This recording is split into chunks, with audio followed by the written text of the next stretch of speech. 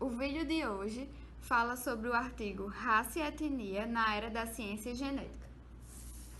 Que branco, que índio, que preto, que índio, que preto, que branco, que...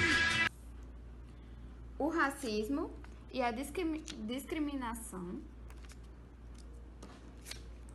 continuam na mesma intensidade ou até aumentado. No entanto, em algumas literaturas, o ideário de raça está sendo extinto. Ao mesmo tempo, surgem o racismo cultural, o neorracismo, o novo racismo, mimetizando a discriminação de raças, exemplificada na imagem com algumas frases.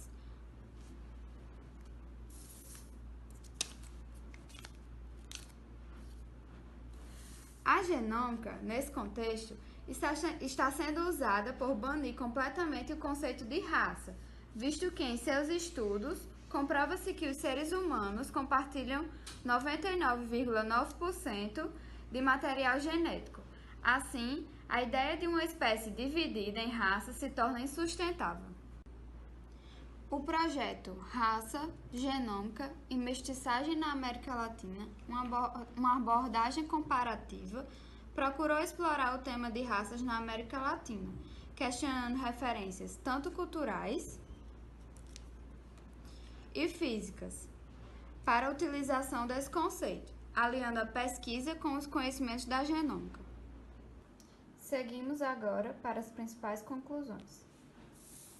Durante pesquisas entre geneticistas, foi observada uma constante reinteração das três populações, europeias, ameríndias e africanas.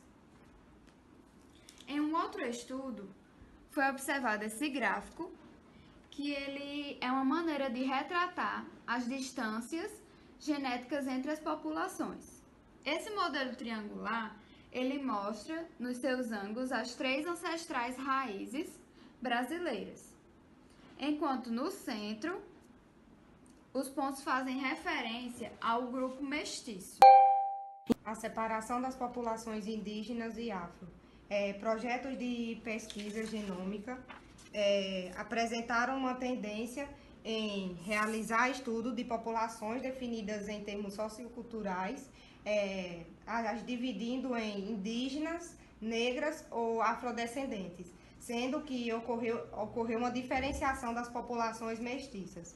Em um primeiro estudo realizado, o estudo colombiano, houve uma divisão e um estudo em 24 localidades, sendo detectadas 15 mestiças, 8 nativas e uma de afrodescendentes. Outro estudo colombiano comparou populações afrocolombianas e mestiças. No estudo brasileiro, os geneticistas definiram populações negras em termos de aparências, as definindo por cor da pele, tipo de cabelo, forma do nariz e dos lábios. Ainda no estudo brasileiro, os geneticistas tomaram como amostragem pessoas com avós nascidos em uma mesma localidade, evitando a diluição da amostra com os indivíduos recém-chegados, possibilitando que o pool genético da população seja exibido com certa fidedignidade. No estudo realizado no México, foram excluídos indivíduos da comunidade indígena com um perfil de DNA próximo aos mestiços, com o intuito de evitar um erro estatístico que influísse sobre a amostra, sobre a população ameríndia, de forma que se mostrasse uma pesquisa mais coesa. O resultado de todos esses estudos evidenciaram que indígenas e descendentes de africanos são geneticamente misturados, ou seja, mestiços, em relação à composição dos seus respectivos DNA. Isso ocasionou uma ligação entre o conceito de identidade sociocultural e perfil genético das populações, onde, nesse estudo, ficou evidenciado que as nações são compostas por mestiços, como uma categoria central, rodeada por populações negras e indígenas. No âmbito das pesquisas brasileiras, houve uma categorização das pessoas em negras, pardas e brancas, mas isso se mostrou um tanto equivocado, errado, uma vez que ocorreu uma misturas em termos genéticos das populações brasileiras, se demonstrando uma certa diversidade, como exemplificado na imagem. Neste tópico, mestiçagem, gênero e genômica, traz uma ideia comum de que os dados genéticos mostravam como os países latino-americanos eram um produto do encontro original entre homens europeus e mulheres indígenas e ou africanas. Inferiu-se a isto a partir dos altos índices de marcadores ancestrais indígenas no DNA mitocondrial, da maioria das amostras dos marcadores africanos, também presente no DNA de muitas populações, especialmente no Brasil. Isso juntamente aos altos níveis de ascendência europeia em cromossomos Y do DNA. E analisando o DNA mitocondrial herdado apenas da linhagem materna, mostrou a contribuição das mulheres indígenas e africanas. Então, tiveram-se outros estudos que concluíram que os primeiros brasileiros nasceram principalmente da união entre homens europeus e mulheres ameríndias ou africanas, certo? Ameríndias ou africanas. Que isso traz a imagem de que o pai da nação foi monopolizada por homens europeus e as mães da nação foram as mulheres africanas e indígenas. Pegando, por exemplo, uma amostra de quilombos brasileiros, que eram assentamentos fundados por escravos fungidos, eles apresentaram 54% de linhagem paterna africana e 41% de linhagem europeia, enquanto que uma segunda amostra revelava proporções de linhagem paterna africana variando entre 5% e 38%. E aí o que é que isso representa? Representa que os europeus, eles tinham uma preferência de acasalar com mulheres africanas ou ameríndias.